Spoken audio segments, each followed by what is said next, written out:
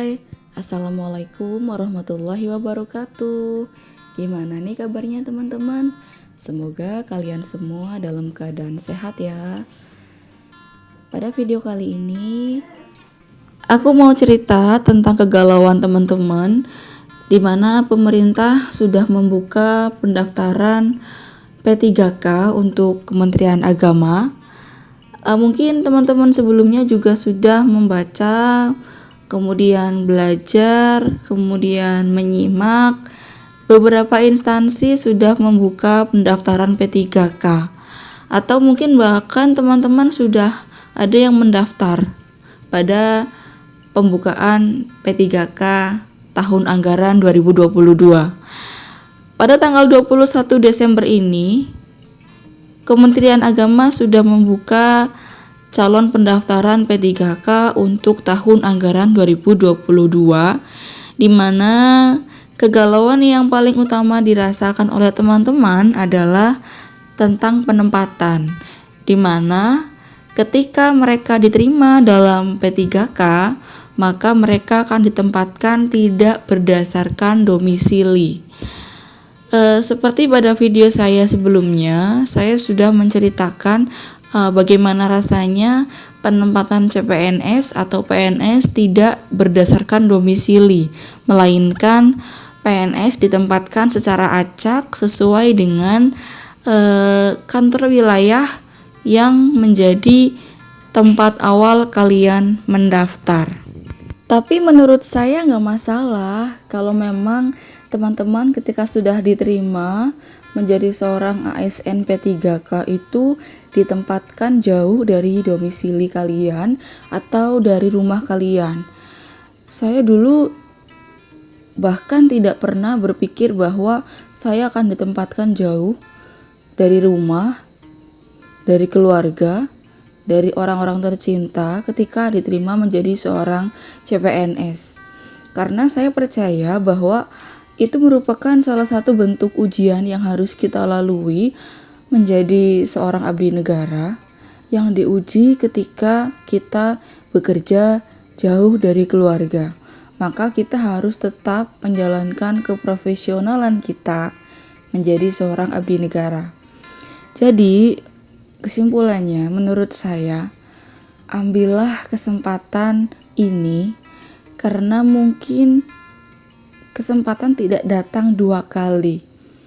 Bolehlah kita berpikir panjang, tapi pendaftaran P3K tidak dibuka dengan waktu yang panjang. Seperti teman-teman yang sudah terima file-file pembukaan pendaftaran P3K, seperti misalnya di jadwal pelaksanaan seleksi calon P3K pada Kementerian Agama tahun anggaran 2022, pendaftarannya itu dimulai tanggal 21 Desember 2022 sampai tanggal 6 Januari 2023. Jadi hanya ada 15 hari untuk teman-teman berpikir kemudian mendaftarkan diri.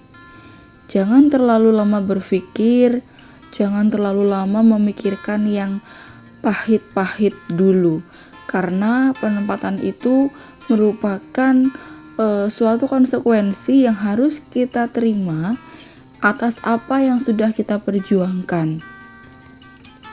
Karena sebelum kalian mendapati penempatan itu, teman-teman harus melewati berbagai macam tes yang harus dilalui, di mana beberapa tahapan seleksi mulai dari administrasi, kemudian seleksi kompetensi CAT, kemudian tes moderasi beragama bagi formasi di Kementerian Agama, itu merupakan salah satu seleksi yang menurut saya luar biasa saingannya. Mulai dari administrasi yang harus kita lengkapi dengan seksama. Teman-teman juga jangan sepelekan hal-hal administrasi. Misalnya di sini ada dokumen atau persyaratan yang harus teman-teman penuhi, kayak asli foto, kemudian ada KTP, kemudian ada ijazah yang sesuai dengan kualifikasi pendidikan. Nah, ini merupakan suatu hal yang penting juga karena teman-teman harus menyesuaikan formasinya dengan ijazah yang teman-teman miliki. Jangan sampai teman-teman salah memasukkan formasi diri teman-teman kepada formasi yang salah. Karena tidak sedikit teman-teman yang gagal pada tahap seleksi administrasi karena mereka tidak memperhatikan secara detail tentang kualifikasi yang dibutuhkan dari si formasi tersebut. Ada juga tentang transkrip nilai terakhir yang dimiliki oleh teman-teman. Kemudian di sini harus memiliki pengalaman di bidang kerja yang relevan dengan jabatan fungsional yang dilamar sesuai dengan ketentuan. Kemudian ada lagi sekarang adanya surat pernyataan setia kepada Undang-Undang Dasar 1945. Nah, beberapa dokumen yang memang sudah ada formnya atau yang sudah ada formatnya, mungkin kita lebih mudah ya cara menuliskannya atau cara mengisinya. Yang sulit adalah ketika kita harus menyesuaikan ijazah kita, ketika harus menyekan dengan file-file yang ditentukan. Kemudian ada juga persyaratan khusus yang harus kita penuhi. Di antaranya kita harus memiliki kartu ujian seleksi CASN. Kemudian kita juga harus punya yang namanya sertifikat-sertifikat yang sekiranya dibutuhkan atau menjadi dokumen pendukung agar administrasi kita memiliki nilai plus. Itu merupakan hal yang sangat penting bagi pendaftaran pada saat seleksi administrasi.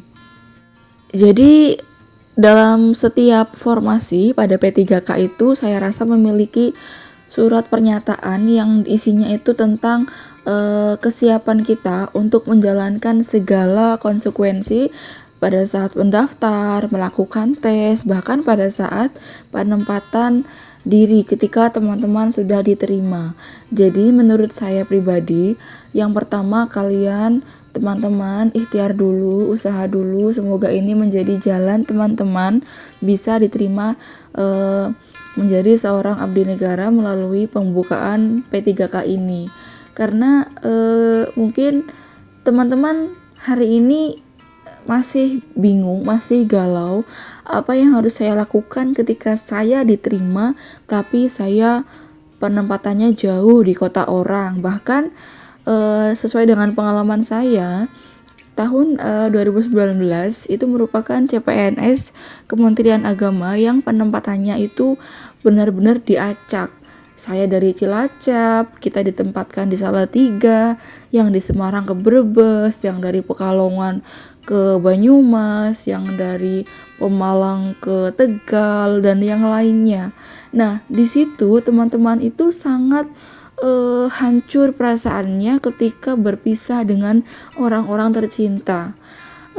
Enaknya saya dulu masih gadis, belum menikah, hanya berpisah dengan orang tua. Jadi belum memikirkan terlalu banyak resiko ketika kita harus ditempatkan jauh. Tapi teman-teman yang lain yang sudah menikah, yang sudah punya anak 1, 2, 3, bahkan 4 yang diterima PNS itu, mereka merasakan betapa hancurnya hati mereka ketika harus berpisah dengan keluarga. Misalnya sang istri diterima PNS dari Cilacap ditempatkan ke Semarang, sedangkan suaminya sudah mempunyai pekerjaan tetap di Semarang. Mereka otomatis harus berpisah dong, harus jarak jauh. Bahkan mereka ada yang membagi anak-anak mereka, yang 2 ikut si istri, yang 2 ikut suami, karena tuntutan pekerjaan. Tapi ini semua kita sudah jalani kurang lebih selama 2,5 tahun. Selama tahun-tahun itu kita merasa berat, tapi kita harus tetap profesional. Dengan berjalannya waktu, aturan-aturan itu semakin fleksibel, kita bisa berusaha bagaimana caranya kita bisa pulang ke domisili kita, ke rumah kita, bekerja dengan dekat dengan rumah, bekerja dengan berkumpul dengan keluarga, itu nanti pasti akan terjadi. Atau orang-orang puitisi mengatakan semua akan indah pada waktunya. Oke lah, teori itu gampang, tapi susah dijalankan. Saya percaya itu karena saya memang sudah mengalaminya.